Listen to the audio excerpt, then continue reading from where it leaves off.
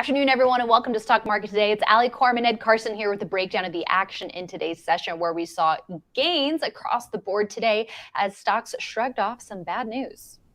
Yeah, some weak economic data in the U.S. and in China, and yet the major indexes, they reversed higher from modest losses into modest gains and saw some nice action. But we're going to take a look at AstraZeneca, going to take a look at Hershey, and take a look at Paylocity, a few stocks that are showing strong action.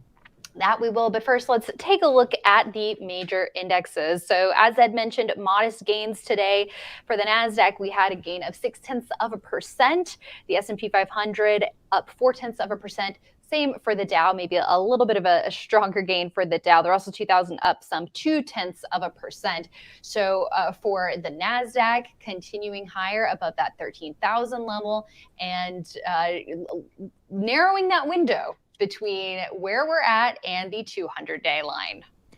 Yeah, it was pretty nice action because overnight we had some really weak economic data from China. They actually cut interest rates. We saw crude oil, natural gas, gasoline, copper, most commodities fall. On recession concerns, there was some weak economic manufacturing data from the U.S.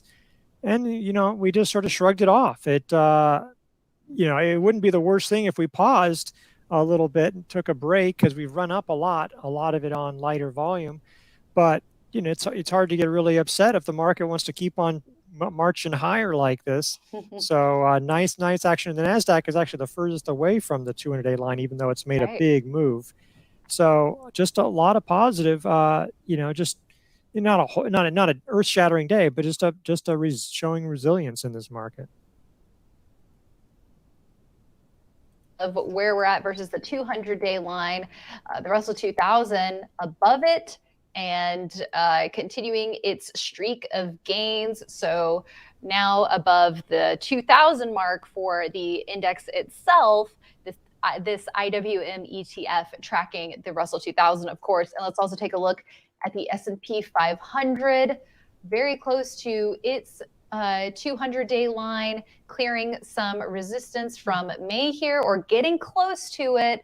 And then we also have the Dow 0DJIA on MarketSmith right around its 200-day line and closing just shy of the 34,000 mark.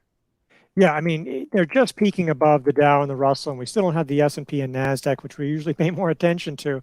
So, I mean, we've got above there, like you can see on the Dow, we got above the 200-day line back in March and in April, and that didn't last very long. So getting above it just this little bit doesn't mean it's a guarantee, but it's just a positive sign. We just keep on moving along, and, investors should be taking that into account. They should, as Scott St. Clair was saying, if you're not invested at all, you're not doing it right. If you're 180% invested, you're not doing it right either, because that's too aggressive. But there's definitely opportunities right now.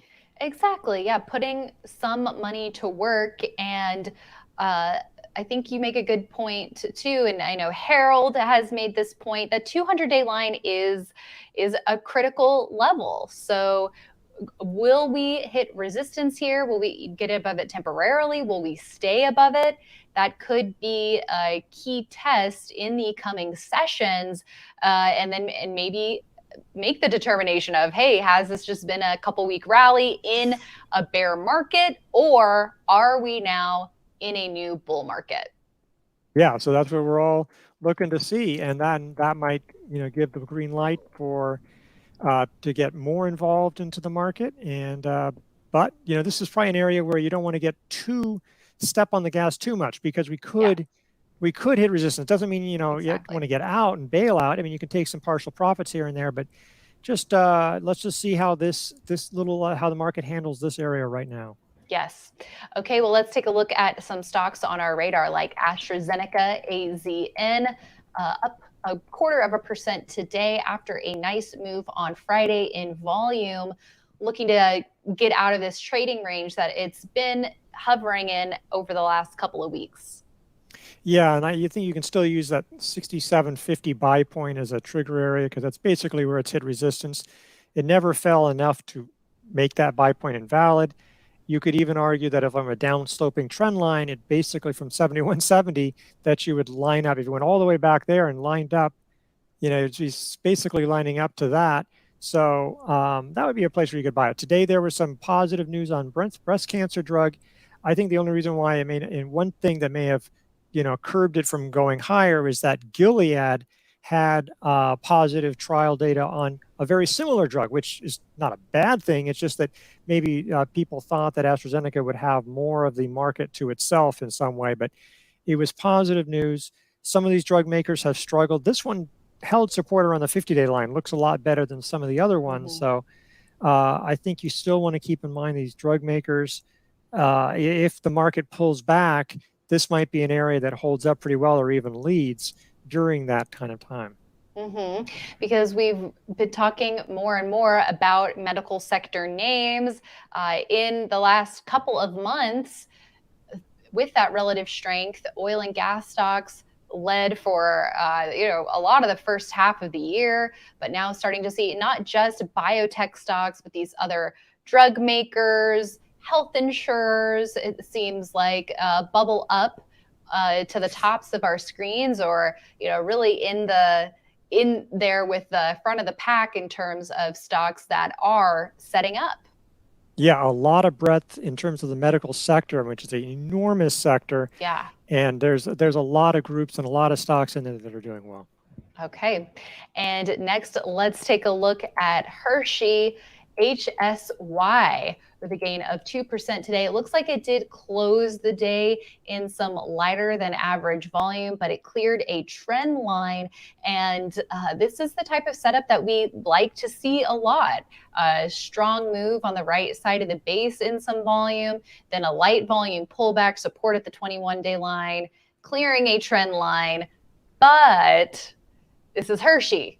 It's, it's not super exciting in that regard, but it is a stock that has some pretty solid growth overall and has shown that it can go on some nice runs in the past. Yeah, so it's sort of like a medical stock, and it's got defensive growth. There is some growth to this. Yeah. Not always, not at all times, but it's pretty good growth numbers it's got right now. And just to talk about a little bit more, it sort of cleared an early entry, either a trend line or just side to side, like right across there. That sort of like the 222 level too. Is that if you draw that across, basically we came to sort of test that area, the last couple of weeks. There was a couple of times in this handle. So it's sort of like right there, just exactly where you'd like it to find support, and it did. So there's just some nice technical action, and on top of that, and there are some of these names were actually on IVD Live. You kept on feeding me some junk foods. You, Ed. There we go. I know. A lot of them were doing quite well. This one looks better than a lot of them because this is pretty high up in the base, and it has the growth. It has sort of a recent track record. So this would have been a decent day to do it. And the volume, as you say, was below average, but it was higher than the most of this handle. So there were, you can definitely see reasons to why this was pretty good action here. Well, Ed, you eat really well. I've heard about your wife's innovative cooking, and definitely healthy. So I'm sure you're a very lucky guy in that regard. All right, let's take a look at PCTY. It's not Party City, it's Paylocity. Enterprise software making a comeback now. I mean, there's a lot of volume here and a lot of up days, and the stock hasn't given back that earnings gap. It's continued to tighten up, and for some, maybe more aggressive or bullish traders with conviction in this type of action and the numbers behind it may have taken a shot at this today. Yeah, because you could still treat it like the gap up. I don't know, one way you could do a gap up is buy it that day, or sometimes you wait a few days and see, well, does it hold it? And it didn't have the greatest close on that gap up day, though it was way up for the actual range. I mean, that was a big day.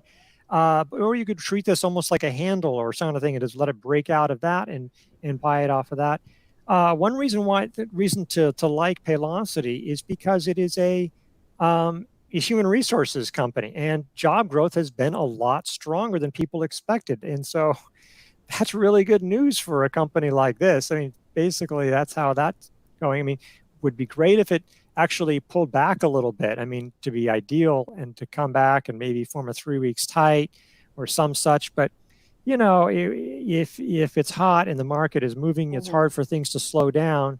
You could buy it today. You could buy it if it clears this little area, which it's getting very close to. Right. Strong growth numbers too. I mean, that 37% revenue growth was the strongest in a while, and those comparisons are no longer easy. I mean, Right. that was over a 28% gain, and that Mm-hmm. 74 was also the strongest in quite a while. Again, not on easy comparisons. So there's a lot to like about this as opposed to stocks that are still well below their 200 days. This is coming up there in a way that a lot of the other software names Yeah. have not. Yeah. And I feel like the argument could be made both ways for this one in terms of wanting to see it pull back more or wanting to see a little bit more strength, because it does look like, I don't know if it fits the exact specs, but a short stroke where you have a strong move 1 week, then a little bit of a pause, and then it clears that area. So, and it's only Monday. So who knows? Yeah. It's got a couple more days here to get above this area. That's absolutely right. And it also depends on how the market is. Like if the market keeps on going, then you'd probably want it to show strength and just say, let's just go. Let's go. It's the market's going. But if the market wants to pull back, having this tighten up and hold the gains, that would look really strong. You'd see that RS line probably surge into record highs. It's already made a huge move, but you know, get up there. So, and while letting the moving averages catch up. So either scenario, if the market goes strong, you'd like this to go. If it pulls back, especially if the market pulls back, that's great. This is definitely one to be watching and maybe and considering.